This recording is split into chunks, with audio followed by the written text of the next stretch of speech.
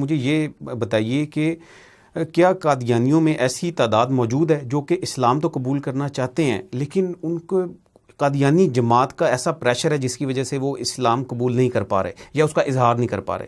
جی exactly یہ بات ٹھیک ہے اس میں کہ میں نے ابھی کچھ عرصہ پہلے ایک شخص تھا، میں دنیا پور گیا، وہاں پہ ضلع لودھرائی دنیا پور پنجاب میں، وہاں پہ ایک شخص سے میری ملاقات ہوئی، قادیانی تھا، میں نے اس کو دعوت دی، کچھ 4-5 گھنٹے مسلسل میں نے بیٹھ کے اس کو سمجھایا، میں نے کہا آپ کو بات میری سمجھ آئی ہے؟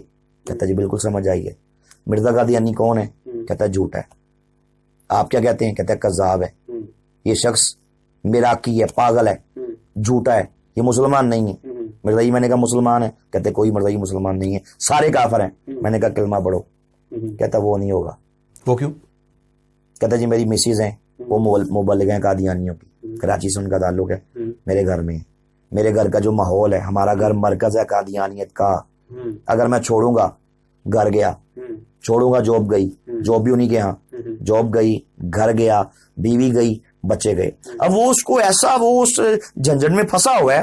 اصل تو بات دیکھیں، اللہ پہ توکل ہے، آپ ایک قدم اٹھائیں تو صحیح نا، اللہ کی رحمت 10 قدم آئے گی۔ مشکلات تو آتی ہیں وہ تو یقیناً دیکھیں، اچھا وہ حسن صاحب وہ صرف ٹیمپریری ہوتی ہیں، کچھ عرصے کے لیے، لیکن جب آپ اللہ کے راستے میں آ رہے ہیں، اللہ آپ کو ہدایت دے رہا ہے، کیا اللہ آپ کو ضائع کر دے گا؟ نہیں جی کیا بالکل رسوا کرے گا؟ معاذ اللہ کبھی نہیں ہوگا۔ جب اللہ آپ کو کائنات کا سب سے بڑا خزانہ دے دیا، پیچھے کیا رہ گیا؟ ٹھیک ہے، دیکھیں پھر یہ بھی ہوتا ہے، وقتی طور پہ ٹینشن آئی، میں نے اپنا خود کو پیش کیا، میں نے آپ کو بتایا کس طرح آئی، لیکن وہ کچھ عرصے کے لیے ہے، ہر اندھیرے کے بعد روشنی ہے، اجالا ہے۔ تحفظ ختم نبوت، ناموس رسالت، رد قادیانیت، حالات حاضرہ اور دیگر اہم ملکی و بین الاقوامی موضوعات پر مبنی مستند اور معلوماتی پروگرامز دیکھنے کے لیے KTV آفیشیل کے YouTube چینل کو سبسکرائب کیجیے۔